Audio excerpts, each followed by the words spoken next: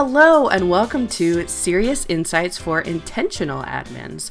We're catching up with people who've decided to make a career change to Salesforce. And our first guest, oh, by the way, hi, I'm Christy, your host. I am the senior admin here at Cirrus Insights, and I'm joined today by Richardson Handjaja, who is the senior Salesforce admin at Prime Therapeutics. Hello, welcome. Thanks for having me, Christy. I'm glad to be with you today.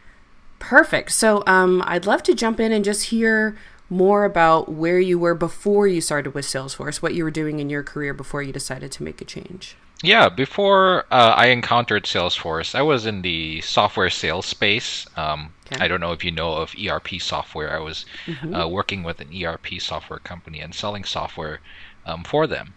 And during that time, that was my first time encountering any CRM software. And at the time, we had our own in-house system. And eventually, the company decided to implement Salesforce. And so that's when I first encountered Salesforce as a CRM tool and was kind of part of the first group of pilot users who used that system.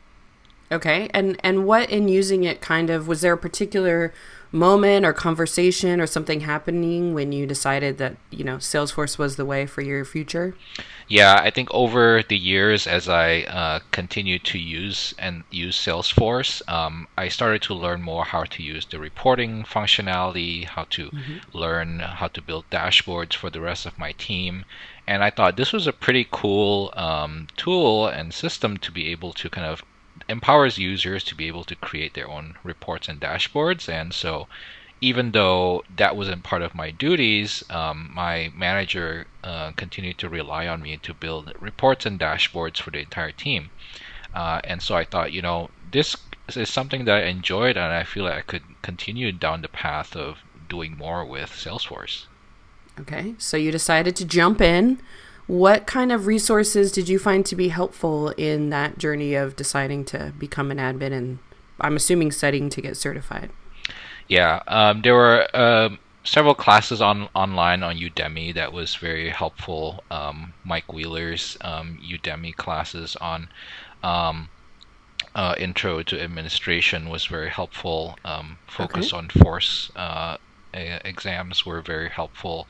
And really just relying on the community around me. I was attending a Salesforce Saturday meeting Awesome. here in the Twin Cities area where every few weeks or so there was a group of people who came together on Saturdays and discussed the new features in Salesforce, projects that they were working on at their companies, and so that I could kind of get a sense of what are real life projects in Salesforce like, and also hear about what are the different companies that use Salesforce and how do they use Salesforce in their own businesses. That's good. It sounds like kind of a balance of personal study and the community and kind of networking, sourcing. That's really great to hear. So what is something you would recommend for someone who's looking to land their first Salesforce job? Yeah, that's a very good question. I think, definitely start within your own company if possible. If Salesforce is so widely available now, at least I think a lot of companies use it, and there's often a big chance that your company is already using Salesforce. And so definitely talk with the people who use the system and run the system. What are the use cases that they're using Salesforce for internally? Because from there you can learn, what are the different nuances of Salesforce. And once you get a sense of how it's used internally, then you can start branching out. Okay, what are the other different kinds of uses Salesforce can be used for? I think in that way, then you can kind of get a broad picture of what the Salesforce platform capabilities are, and being able to meet with other users in the community, that have different use cases, interact with them and network with them. How did they come to learn Salesforce? And I think from there, then, you can learn what are the different companies that have opportunities where they're hiring for Salesforce positions. Yeah, I definitely think I like the idea, whether it's, working with the internal team and actually getting to work in your own company's Salesforce, or I think building in a dev org what you would like your work processes to be, right? And similar to kind of imagining, like you mentioned, you're meeting other people, learning about Salesforce and other industries, building an experience cloud site that shows a flow you built or shows objects that you built to support something can really be a differentiator to, not just follow kind of the trailhead module steps, but show that you're taking that knowledge, translating it to experiences that you've had or situations that you've seen and or talked with others about, and kind of applying that knowledge. So yeah, I agree. And I think, Salesforce isn't always for a business to business environment. And even us as individuals, I sometimes sell items on Facebook Marketplace. We can think of using a Salesforce dev org to see how, if we're a Facebook Marketplace seller, how do we sell our own product there and how do we track those transactions? I like it. I haven't thought of that one. What advice might you give? You've already given some great tips about other intentional admins that are choosing to start a move into their Salesforce journey. Yeah, I'd say start little by little. For me, when I transitioned from sales, I didn't immediately make the jump from sales into Salesforce. I transitioned first into the sales operations space where I got to know more about reporting and analytics and how different sales teams would use Salesforce in developing measuring metrics and how to make sales teams more successful. From there, then I learned to work with sales teams who use Salesforce, helping them build automation in the system. And then after that, then I broadened my scope into all sorts of other automations and Service Cloud and things like that.